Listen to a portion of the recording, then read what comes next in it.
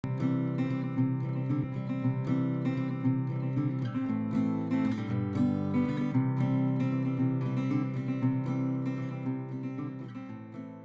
tarde a todos.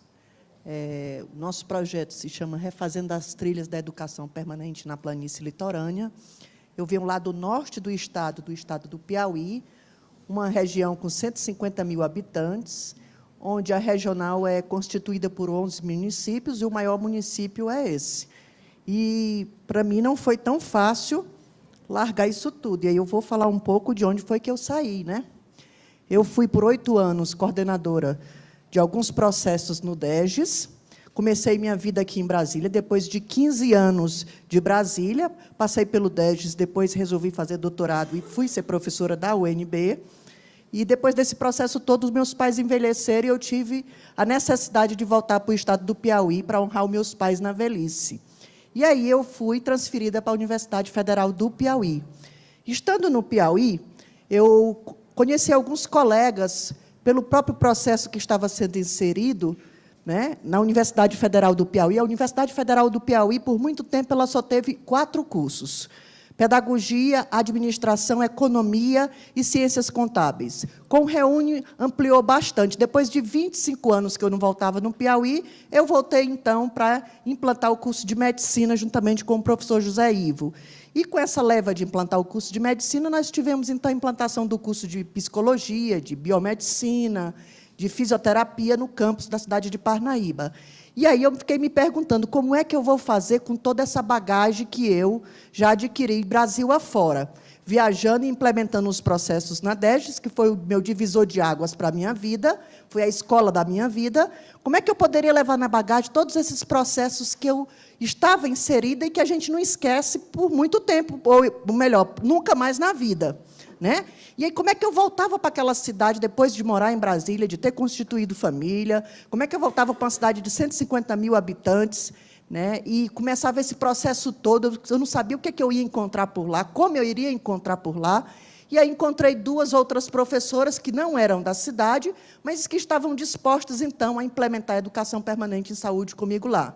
Então, começamos a traçar alguns caminhos, elas já tinham feito algumas trilhas desses pequenos municípios, e nós refazemos, então, esse próprio caminho que elas tinham feito, para dizer assim, vamos refazer isso com outro sentido? Vamos juntar agora os nossos conhecimentos e ver o que dá? Então, nós fomos nos 11 municípios viajando, e aí, para isso, a gente precisava de recurso e de articulação política, não era só vontade, né? E aí, para isso, a gente fez, então, uma articulação com o diretor da universidade, que nos recebeu super bem, fizemos, então, um projeto, apresentamos à universidade, e começamos a fazer esse mexido, como diz o bom nordestino, dentro da universidade, mostrando que seria necessário mudar a forma como estava sendo ensinada, porque nós tínhamos uma carga horária de 20 horas de saúde pública. Como era que a gente ia ensinar sobre o SUS com 20 horas? Né? E aí, algumas áreas tinham uma certa dificuldade da gente entrar, mas nós fomos entrando e procurando mudar o ensino dentro da universidade e mostrar o quão importante era conhecer outras políticas. Então, implementamos o VSUS, o PET Saúde, alguns outros processos dentro da Universidade Federal. Ganhamos, então, fôlego, e aí começamos a trabalhar com a Regional de Saúde. Embora nós tenhamos aí a educação permanente desde 2003, correndo o Brasil afora com isso no DEGES, em 2014, isso ainda era algo novo dentro da regional. Isso ainda era algo novo. Então, nós fomos para a Regional de Saúde, fizemos essa articulação com os 11 municípios, apresentamos o que era a nossa proposta e começamos a trilhar os caminhos por ali. Fizemos uma articulação também com o Estado, mostrando que não era sobreposição de papéis, mas era um fortalecimento das regionais, a partir da criação da CIES, e aí, em 2014, nós criamos, então, a CIES. Também começamos a fazer articulação com os conselhos municipais, porque aí era onde estava o nó. Eles perguntavam, mas o que é isso mesmo? Cadê os cursos?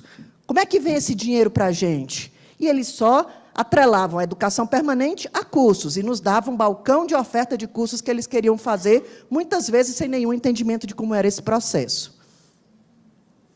E daí nós fizemos, então, essa vasta viagem em todos os municípios, 11 municípios da planície litorânea, onde nós tínhamos como objetivo alinhar conceitos, sair dessa visão de que a educação permanente era um balcão de ofertas, onde o pai rico, o Ministério da Saúde, iria oferecer o dinheiro para que eles estivessem sempre fazendo as formações. Então, reorientamos então, esse processo em toda a planície litorânea, através de oficinas, fortalecimento da CIES, fomos em todo o Estado também fortalecer a CIES em outras regionais, mostrar a importância da criação dessa instância, o fortalecimento da EPS nos contextos loco-regionais, indo, então, da universidade, aos trabalhadores, ao controle social, né, e à própria gestão, mostrar quanto isso era importante. E o fortalecimento disso, então, também com a própria universidade, porque a universidade ela não saía dos muros da universidade para visitar o serviço, nem tampouco para saber como isso funcionava. E a gente foi, então, mobilizando alguns professores que apostaram na ideia, e nós passamos, então, a fazer a articulação ensino-serviço. E aí vinha bem muito isso na minha cabeça. Como é que eu faço isso? Como é que eu entro do serviço, vou para a atenção, como é que eu vou para a gestão, como é que eu vou para o controle social, trabalhar com todas essas ferramentas? E aí nós nos distribuímos. No dia 26 de julho, então, nós fizemos a primeira reunião na CIES, com a participação de todos os gestores dos 11 municípios e alguns representantes, então, dos usuários, dos conselhos, do controle social, da universidade, das universidades, porque aí passaram, então, a ser criadas outras universidades. Hoje nós temos 2 universidades, 2 faculdades de medicina lá na cidade, e outras universidades começaram, então, a abrir suas portas nesse local. E aí, no dia 26 de julho, então, de 2014, nós criamos a CIES e começamos a nossa oficina com os gestores, mostrando o que era a educação permanente, alinhamento conceitual. E pedindo, então, a autorização para visitarmos os municípios e fazer esse trabalho lá no próprio município. E aí nós começamos, então, a visitar os municípios, fazendo oficina, mostrando o que era, fazíamos, então, a técnica do futebol, que sentávamos com todos eles, deixávamos eles falar o que eles entendiam de educação permanente, depois eles iam para pequenos grupos e construíam suas propostas, depois a gente fazia um alinhamento conceitual sem desprezar o conhecimento, sem desprezar o potencial de cada um. E aí fomos, então, nos 11 municípios. Esse foi um dos primeiros municípios que a gente foi. Nos primeiros, a gente não teve muita participação do controle social. A maioria das pessoas que estavam eram os agentes comunitários, porque eles pensavam que isso estava atrelado ao curso técnico de agente comunitário de saúde. E aí é um outro momento de constituição. Aí nós já estávamos com todos os conceitos já pré-formados, alguns estabelecidos, outros nós precisamos desconstruir, outros reconstruir, e nós fomos, então, começando essa conversa nos municípios. E aí a gente descobriu assim, tá, só a professora Esté, a professora Daniela, a professora Simone, que é do turismo, a professora Esté é psicóloga, e o pessoal da Regional de Saúde, nós nos damos conta de fazer isso em todos os municípios. Vamos, então, selecionar pessoas para motivar esse processo nos próprios municípios e fazendo essa conversa? E aí fomos ao controle social, e mesmo sem entender, começamos a trabalhar com os conselhos municipais, com as instâncias de formação que tinham naqueles pequenos municípios, e com a universidade entrando em outros espaços também, começamos a fazer essa articulação, montando uma grande equipe, com uma grande equipe de 8 pessoas, porque aí as pessoas desconfiavam e já perguntavam logo assim, vem dinheiro do Ministério para a gente? Ah, se só é mais trabalho, então não quero essa educação permanente, não. E aí fomos construindo propostas e mostrando que aquilo causaria melhoria no processo de trabalho. Tinha que ter uma aprendizagem significativa. E, às vezes, a gente se frustrava porque a gente achava que era muito pouco que a gente estava construindo. Mas só de fazer esse alinhamento dentro do controle social, levar a universidade para fora dos muros da universidade, fazer essa articulação com o trabalhador e fazer ele entender. E aí eu fiquei frustrada um pouco, porque eu vi assim, tem muito curso acontecendo, né? O NASUS está aí, não é falta de capacitação, e eu já sei que não é isso, então a gente precisa quebrar algumas crenças limitantes. E aí eu fui atrás de outros processos que eu poderia estar, então, agregando a esse processo aí. Eu fiz coach por 10 anos para poder trazer as ferramentas do coach para implementar junto com os trabalhadores da saúde. E a principal crença limitante que a gente venceu é de que o SUS não é para pobre. O SUS é o maior sistema de saúde pública do mundo. A gente diz isso e vai mostrando. Quando a gente diz assim, o SUS não é só postinho. Você sabe que o SUS tem lá uma equipe de transplante, procura mostrar o que a gente tem de avanço no Ministério, as salas, o trabalho do Ministério. Ele diz, você veio de lá, então você sabe muita coisa, né? Então a gente vai acreditar no que você está falando. Enfim, é uma responsabilidade muito grande, né? E aí a gente começou, então, a criar essas propostas. A gente tinha salas, mas tinha alguns momentos que a gente também não tinha sala, porque os municípios eram muito pequenos. E a gente não escolhia local, a gente ia fazendo. Esclarecendo dúvidas, foi um momento crucial para nós, porque assim, o pontapé inicial era fazer com que as pessoas entendessem o que era educação permanente. Era um momento da gente começar a colocar o carro para funcionar. E tinha que ser do básico, sem se cansar.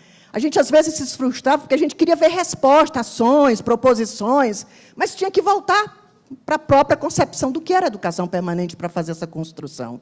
E o tempo das pessoas, muitas vezes, não é o nosso, a gente tem que respeitar, né? Então, fomos fazendo essas construções. E aí, o que nós buscamos de avanço depois disso tudo? Fomentar, junto à CESAP e os 11 municípios da planície, a construção dessa política de educação permanente nas regionais, fortalecendo, então, o plano estadual. Articular com outros atores essa política, identificando as necessidades de formação, mas dizendo que a educação permanente não é balcão para capacitações pontuais, e educação permanente dos locais, mudança de processo de trabalho, melhoria, ver a necessidade das pessoas nos locais, aumentar a visibilidade dessas ações na planície litorânea, fortalecer as ações de EP no próprio Conselho Municipal de Saúde. Hoje a gente tem um projeto que a gente diz assim, educação permanente junto aos conselheiros municipais de saúde da planície litorânea. Isso é fundamental, eles nunca antes tinham escutado falar desse processo, e nem tampouco tenham sido convidados a entrar nesse processo, né? Então, ao apoiar e cooperar com a SES na busca da integração com as áreas técnicas, porque foi outro problema que a gente teve, cada área técnica fazia a sua proposta de educação permanente. E a gente dizia assim, mas nesse samba do crioulo doido, onde é que a gente se encontra enquanto CIES? Porque se cada área técnica inventa uma roda, como é que a gente faz isso, então, junto? E isso foi um outro drama que a gente teve que vencer. E criar, na planície litorânea, um processo de avaliação e monitoramento de todo esse processo que a gente tem tentado construir desde 2014. O que eu achei de dificuldade? O que nós, enquanto equipe, achamos de dificuldade? Retomar a discussão após mudança de gestão.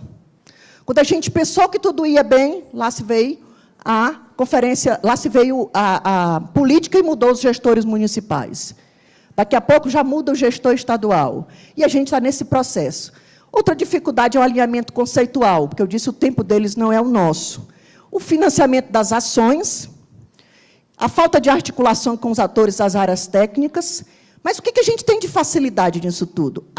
Articulação dessa política junto com pessoas que têm vontade de fazer. A gente já vê hoje, nos municípios, pessoas que são apoiadoras, pessoas que têm vontade de fazer junto.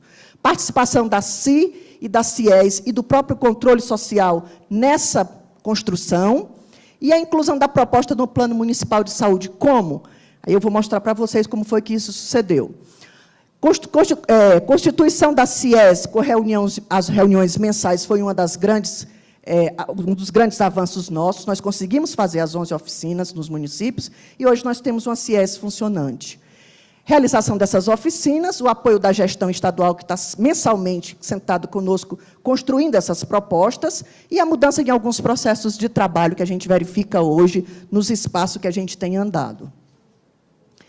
E aí nós construímos, então, a CIES. Chegou ano passado, eu disse assim, tá, já chegou meu tempo, agora vamos colocar outra pessoa.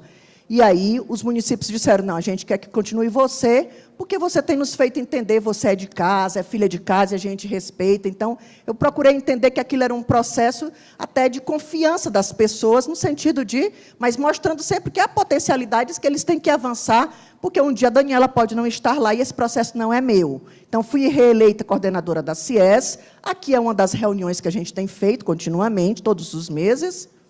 Tá? O próprio Conselho Municipal de Saúde, a gente tem trabalhado essa questão da educação permanente. Inclusive, fui eleita presidente do Conselho Municipal de Saúde de Parnaíba, e isso me deu um fôlego maior para trabalhar com os outros conselhos da própria planície litorânea, os 11 municípios. Tá? Temos realizado as conferências municipais de saúde, temos realizado as conferências de vigilância sanitária, temos sido chamados para vários espaços. Aqui é o que a gente tem feito para além dos muros da universidade, alguns alunos trabalhando no serviço para a melhoria dos processos de trabalho. Ali a gente tem levado a questão da educação permanente para outros cursos, através de processos de extensão, de projetos de extensão. Inclusive, algo que me chamou muita atenção, o pessoal da administração, que não se aproximava da saúde, hoje eles têm interesse de trabalhar, porque eles dizem assim, a administração hospitalar é interessante e outros processos que a gente, porventura, vier a trabalhar dentro da saúde. Então, isso foi um ganho para a gente. Aqui, a própria especialização em gestão do trabalho e da educação na saúde, que nós implementamos nos 224 municípios do estado do Piauí, e as várias capacitações que a gente tem feito para articular e para promover esse entendimento do que é a política de educação permanente de saúde no Estado. Aqui nós temos as conferências municipais que nós temos realizado. Realizei a palestra magna em todas as conferências de vigilância sanitária, e aí fui homenageada no Estado. Depois entrei fazendo articulação para a própria assinatura do COAPS. Temos feito a planificação da atenção à saúde no Estado, ajudado nesse processo enquanto CIES. E aqui, só mostrando um pouco dessa equipe que tem garra, que, apesar de tudo, a gente acredita que isso é capaz. Temos poucos recursos, poucas pessoas, poucas condições, um Estado que muitas vezes está lá no norte do Piauí, que as pessoas perguntam assim, você está no norte do país? Onde é mesmo Parnaíba? Mas, enfim, deixamos aqui os nossos agradecimentos, os sinceros agradecimentos por ter participado desse processo. Para a gente já é um ganho, isso, né? Saímos do Estado do Piauí para o Brasil. Aqui é a cidade de Parnaíba, que eu estou convidando vocês para ir visitar. E esse aqui é o cantinho que eu me escondo, tá? Muito obrigada. Pode ficar. Daniela, parabéns pela garra, nós parabenizamos muito e agradecemos, agradecemos a participação sua, a banca já está contemplada, e meu abraço.